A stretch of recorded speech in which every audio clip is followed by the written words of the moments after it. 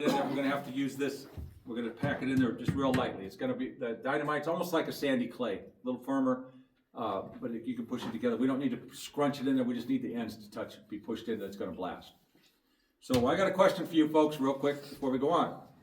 I'm gonna use this wood stick to tap in 6 sticks of dynamite instead of a metal rod because Sparks. and what a spark's gonna do to 6 sticks of dynamite. And after Andy gets hit by a 240 and blasted by 6 sticks of dynamite, my day is done. So we're gonna use a wood stick.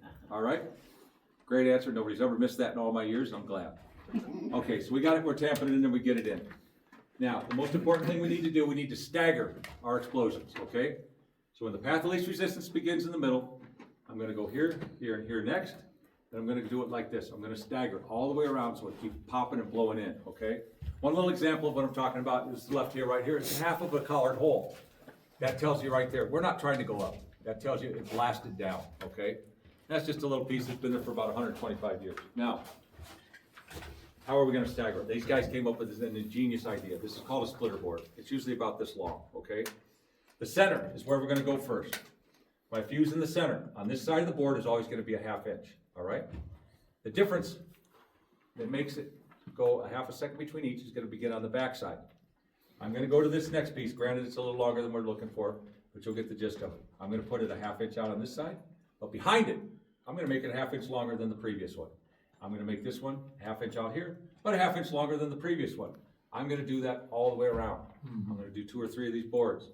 That 1/2 inch is gonna buy me a 1/2 second between explosions. That way, I'm not blowing the whole wall up at once. Everything's taking its time, blasting out. It's gonna go in sequence based off of how I put them on this splitter board. Is everybody on board so far, how we're doing this? Okay, we got that set. We're gonna do a summary before we blast. We're gonna come in, we're gonna see our rock, we're gonna move it, 30, 40 ton. We're gonna order our dynamite, we're gonna get 160 sticks, we're gonna get 25 fuses.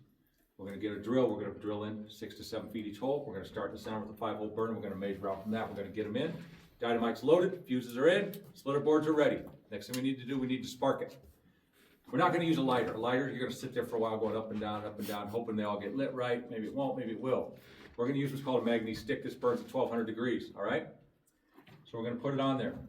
Touch it there and they're gonna spark quick. We're gonna get all 3 boards lit. The last board's gonna be the lifters. They're all gonna be the same length because they're gonna be the length of the last longest one plus a 1/2 inch, but they're all gonna be the same length for one explosion to plop them out. Okay, does everybody get that part?